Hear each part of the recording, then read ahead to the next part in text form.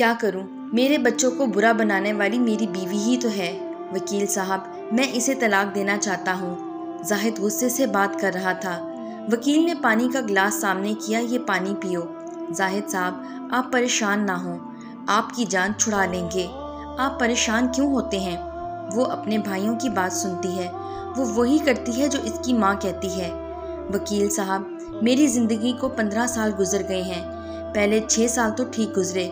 علیشہ ہمیشہ میری ماں سے جھگڑتی تھی، ماں بھی دنیا سے چل بسی۔ ہم 3 بھائی ہیں، ماں کے گزرنے کے بعد سب الگ الگ ہو گئے۔ میں لینٹر ڈالنے والے کے ساتھ مزدوری کیا کرتا تھا۔ علیشہ پڑھی لکھی ہے اور میں ان پڑھ۔ اس نے کہا گھر میرے نام کروا دو۔ میں علیشہ سے بہت پیار کرتا تھا۔ میں مسکرایا اور اس سے کہا، میری جان، میرا سب کچھ آپ کا ہی تو ہے، گھر اس کے نام کر دیا۔ اللہ نے بیٹی عطا کی، زندگی اچھی گزر رہی تھی، اس کی ہر خواہش پوری کرتا۔ آہستہ آہستہ وہ بیزار سی ہونے لگی۔ میں دبئی چلا گیا، وہاں جا کر محنت مزدوری کرنے لگا۔ اللہ تعالیٰ نے رحمت کی، وہاں اچھا سیٹل ہو گیا۔ بیوی کو ہر مہینے 1 لاکھ روپے بھیجنے لگا، جو کچھ بھیجتا وہ اپنے بھائیوں کو دے دیتی۔ 2 سال میں 14 لاکھ روپے اس نے اپنے بھائیوں کو دے دیے۔ علیشہ کے بھائیوں نے میرے پیسوں پر ہوٹل بنا لیا۔ میں جو پیسے بھیجتا وہ سب بھائیوں کو بھیج دیتی۔ میں نے ایک دن پوچھا تو کہنے لگی، بھائی کہہ رہے تھے یہ ہوٹل پارٹنرشپ پر ہے، 2 بیٹیاں اور 1 بیٹا اللہ تعالیٰ نے عطا کیا تھا۔ میں بہت خوش تھا، لیکن یہ علیشہ مجھے پریشان کرنے لگی، مجھے میرے بھائیوں سے جدا کیا، میری بہنوں سے کہا کہ میرے گھر نہ آئیں۔ میں چپ رہا، صرف بچوں کی خاطر۔ میرے چھوٹے چھوٹے بچے ہیں، وہ رل جائیں گے۔ علیشہ کو صرف اپنے بہن بھائیوں کی پرواہ تھی۔ میں نے کافی بار منع کیا، لیکن بات نہیں مانتی تھی۔ ایک دفعہ 2 مہینے کے لیے پاکستان آ گیا۔ ایک رات سویا ہوا تھا کہ اچانک گندی سی بدبو آئی، اٹھا دیکھا تو علیشہ بیڈ پر نہیں تھی۔ میں آہستہ سے اٹھا، کمرے میں بیٹھی ہوئی میری تصویر پر مرچیں لا کر پڑھائی کر رہی تھی۔ میں سمجھ گیا کہ تعویذ کر رہی ہے۔ میں نے کافی جھگڑا کیا، میری ساری رات جاگتا رہا کہ علیشہ ایسا کیوں کر رہی ہے، یہ سب کام چھوڑ دو، ایسا نہ کیا کرو علیشہ۔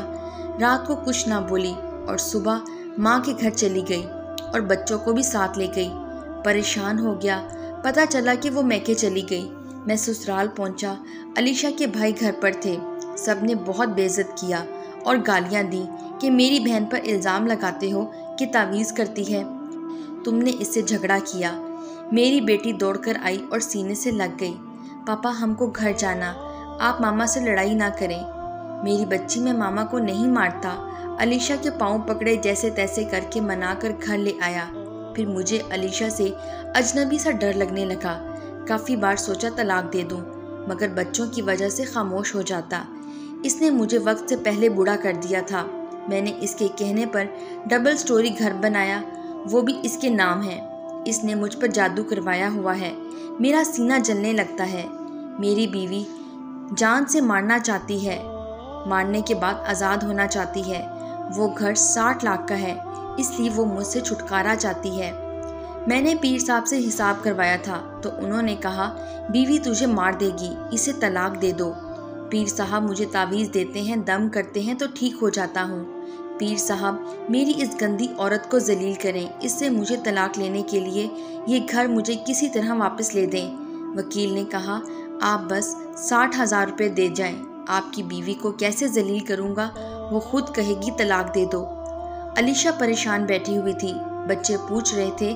زاہد کو ایک رشتے کرانے والی نے کہا تھا ایک رشتہ کروانے والی ہے، اس کی 18 سال کی بیٹی ہے، وہ کسی اچھا کمانے والے کا رشتہ ڈھونڈ رہے ہیں، تم ہمیں 5 لاکھ روپے دو، ہم تمہارا رشتہ وہاں کروا دیں گے۔ زاہد اب علیشہ کو طلاق دینا چاہتا تھا۔ اب یوں کہہ لیں کہ زاہد گھٹیا ترین انسان تھا، جو مظلوم بن رہا تھا، سب کے سامنے اپنی بیوی کو غلط کہتا، اس کو برا بھلا کہتا، اس کو اپنے بچوں کی کیا پرواہ تھی۔ دوسرے دن کورٹ کی طرف سے پیپر آ گیا کہ علیشہ اپنے شوہر زاہد کو قتل کرنا چاہتی ہے۔ علیشہ نے جب نوٹس پڑھا، زاہد کے پاس گئی۔ زاہد کیوں کر رہے ہیں آپ؟ مجھے سب کے سامنے جتنا مرضی ذلیل کریں، آپ مجھے مار لیا کریں، مجھے بس طلاق نہ دیں۔ زاہد بولا تم پھر یہ گھر میرے نام کرو۔ علیشہ نے آنسو صاف کیے، نہیں زاہد، یہ گھر آپ کے نام نہیں کروں گی۔ آپ مجھے طلاق دے دیں۔ مر جاؤں گی مگر آپ کے نام گھر نہیں کروں گی۔ میری بیٹیوں کا کیا قصور ہے؟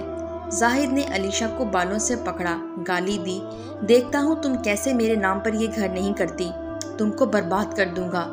علیشہ رونے لگی۔ زاہد ایسا نہ کریں، اللہ کا واسطہ، آپ کو چھوٹے چھوٹے بچے، ان کا کیا قصور ہے؟ زاہد دھکا دے کر کمرے میں چلا گیا۔ بچے سوئے ہوئے تھے۔ دوسرے دن پولیس والے آئے اور علیشہ کو کہنے لگے، آپ پر کیس ہے کہ آپ اپنے شوہر کو قتل کرنا چاہتی ہیں اور گنڈے کے ساتھ بھی تعلقات ہیں۔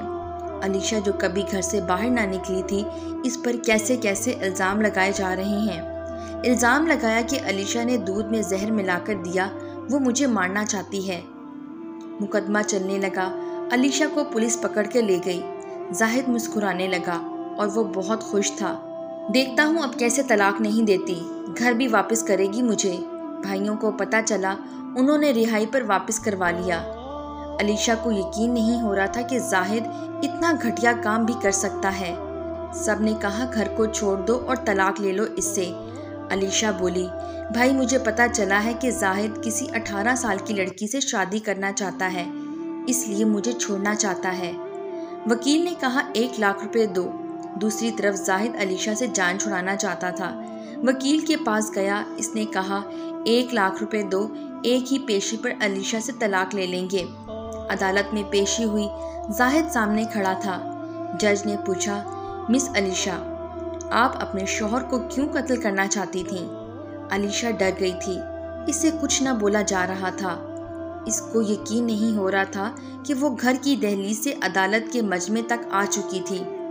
وکیل بولا، میرے موکل کا کہنا ہے کہ یہ عورت چرس بیچنے کا دھندا بھی کرتی ہے اور اس کے ناجائز تعلقات ہیں آصف پٹھان کے ساتھ۔ آپ اجازت دیں تو آصف پٹھان کو کٹہرے میں داخل کروں۔ علیشہ کچھ نہ سمجھ پا رہی تھی کہ یہ کیا ہو رہا ہے۔ علیشہ کا سر چکرانے لگا۔ اتنے میں ایک بڑی مونچھوں والا جسے پولیس نے کچھ دن پہلے پکڑا تھا، اس کے سامنے آیا۔ کیا یہ سچ ہے کہ یہ لڑکی تمہارے ساتھ مل کر چرس بیچتی ہے اور اس کے ناجائز تعلقات بھی ہیں تمہارے ساتھ؟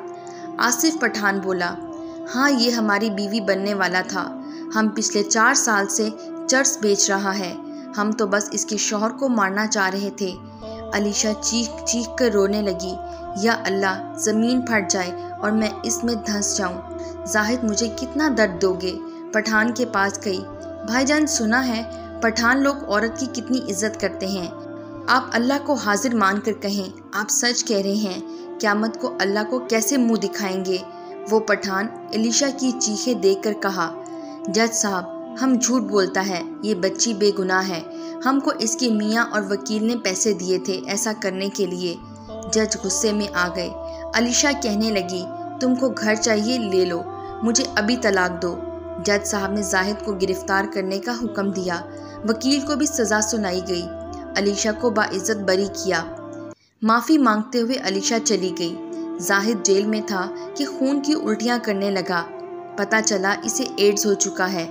زاہد موت کے قریب جانے لگا۔ جب اس کی حالت بگڑنے لگی تو یاد آنے لگا کہ اس نے اپنی بیوی اور بچوں کو کتنا دکھ پہنچایا تھا۔ ڈاکٹرز نے کہہ دیا کہ یہ بیماری دوسروں میں پھیل جائے گی۔ زاہد کو زہر کا انجیکشن لگا دیا، وہ تڑپ تڑپ کر مر گیا۔ علیشہ کو مرد ذات سے نفرت ہو چکی تھی۔ کتنی درد دیا زاہد نے دوسری شادی اور چند لاکھوں کی خاطر، کتنا ظلم ڈھایا اور بچوں کے لیے کانٹے بچھا گیا۔ اگر آپ کو آپ کی بیوی اچھی نہیں لگتی تو ظلم نہ ڈھائیں، اس کے لیے تھوڑا سا خود کو بدل لیجئے اور کسی کی آہ نہ لیجئے۔